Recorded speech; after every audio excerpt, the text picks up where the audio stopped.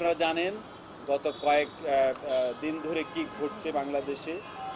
আমি চাই না আমার প্রিয় প্রতিষ্ঠান বাংলাদেশ ব্যাংক নিয়ে কোনো বিতর্ক হোক। আমি চাইনি যে আমার বাংলাদেশের কোনো ভাবমূর্তির সমস্যা হোক। আমি চাইনি আমার প্রধানমন্ত্রীর কোনো বিতর্ক হোক। তো সেই জন্যে আমি স্বেচ্ছায় আমি মোরাল রেসপন্সিবিলিটি নিয়ে আমি পদত্যাগ করেছি। আমি চাই যারা এই ঘটনার সাথে দেশে কিংবা বিদেশে জড়িত তাদের বিরুদ্ধে ইনভেস্টিগেশন করে ব্যবস্থা নেওয়া হোক এবং সর্বোচ্চ ব্যবস্থা নেওয়া হোক। আমার ধারণা সেটা করবে, ইনভেস্টিগেশন হচ্ছে এবং সেই ব্যবস্থা হবে। আমি মাননীয় প্রধানমন্ত্রীর কাছে খুবই কৃতজ্ঞ, বঙ্গবন্ধু কন্যার কাছে আমি খুবই কৃতজ্ঞ যে আমাকে তিনি একটি ঐতিহাসিক দায়িত্ব দিয়েছিলেন। তিনি আমাকে তিলে তিলে গড়ে তুলেছেন। আজ 28 বছর যাবৎ আমি তার সাথে কাজ করি।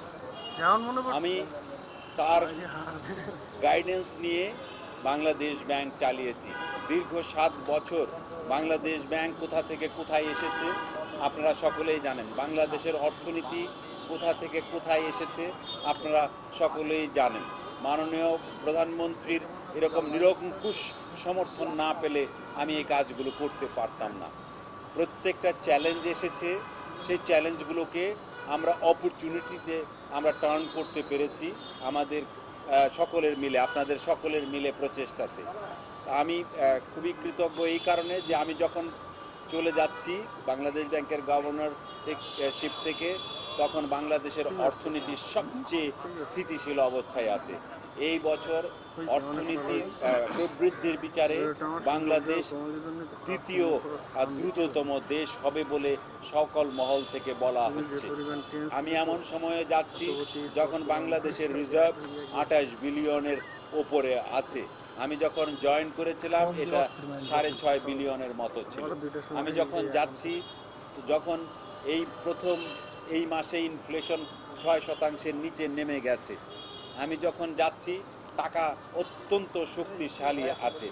আমি যখন যাচ্ছি তখন দেখতে পাচ্ছি প্রায় 70% মানুষের কোনো না কোনোভাবে ব্যাংকিং সেবা নেবার সুযোগ হয়েছে।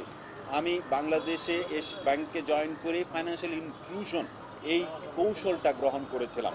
যারা আনব্যাংক, যারা আনসার্ভ, যাদের দিকে কেউ তাকায় না, তাদের কাছে অর্থ কী করে নেওয়া যায় সেই চেষ্টা আমি করেছি।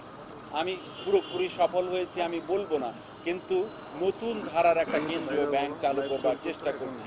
সারা পৃথিবী বাংলাদেশের কেন্দ্রীয় ব্যাংকটাকে এখন মডেল হিসেবে গ্রহণ করে এবং আপনারা জেনে খুশি হবেন যে জাতিসংঘ থেকে শুরু করে প্রতিটি ক্ষেত্রে বাংলাদেশ ব্যাংকের এখন নাম উচ্চারিত হয়। আমি সেই জন্য খুবই সন্তুষ্ট। আমার সহকর্মীরা সহযোগিতা করেছে। সবচেয়ে বেশি সহযোগিতা পেয়েছি আমি বাংলাদেশের প্রাইভেট সেক্টরের ব্যাংক থেকে। প্রাইভেট সেক্টরের ব্যাংকগুলো পুরোপুরি আমার নিয়ন্ত্রণে ছিল।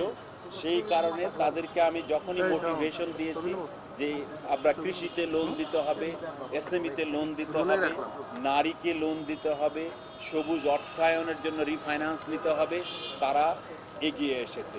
এবং আমি এই সেক্টরের ব্যাংকগুলো অনেকেই নতুন, তারপরেও তারা যেভাবে কাজ করেছে, অনেক বিদেশি ব্যাংকও কৃষিতে যেমন করে অর্থ দিয়েছে, সেই জন্য আমি প্রাইভেট সেক্টরের ব্যাংকগুলোর জন্য আমি আসলেই গর্বিত এবং বাংলাদেশে এটা নতুন ধারার একটা নতুন ব্যাংকিং শুরু হবে আমি আশা করি। রাষ্ট্রায়ত্ত ব্যাংকগুলোতে সমস্যা আছে আপনারা সকলেই জানেন, তারপরেও সেই সমস্যা মোকাবেলার জন্য আমি নানা চেষ্টা করেছি। আমার সীমিত যে ক্ষমতা আছে সেটা ব্যবহার করে এখানে শৃঙ্খলা ফিরিয়ে আনবার চেষ্টা করছি। পর্ষদগুলোতে নানা রকমের সমস্যা ছিল, সেগুলো দূর করে সেখানে অবজারভার দিয়ে আমি একটা শৃঙ্খলা এনেছি।